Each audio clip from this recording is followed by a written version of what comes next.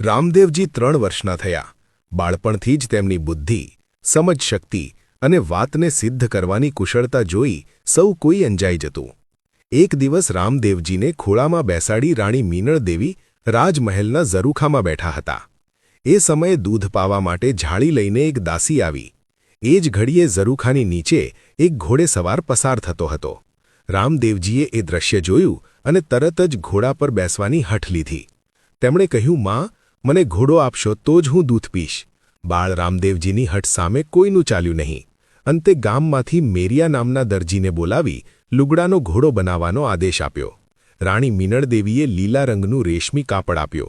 દરજી તે કાપડ લઈને ગયો અને તાત્કાલિક એક સુંદર, રૂપાળો ઘોડો બનાવી લાવ્યો.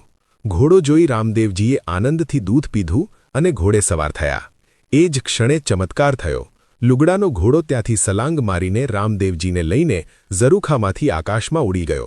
આ દ્રશ્ય જોઈ રાણી મીનળ દેવી ગભરાઈ ગયા. અજમલજીને ખબર મળતા તેઓ દોડી આવ્યા. ગુસ્સામાં અજમલજીએ દરજીને બોલાવી કહ્યું, મેરિયા, આજે મને ખબર પડી કે તું જંતર મંતર જાણે છે. સાચું કહેજે, ઘોડો કઈ દિશામાં ઉડ્યો? મેરિયાએ હાથ જોડીને કહ્યું, મહારાજ, ઘોડો ઉડતો જોયા બાદ હું પોતે પણ અચંબામાં પડી ગયો છું.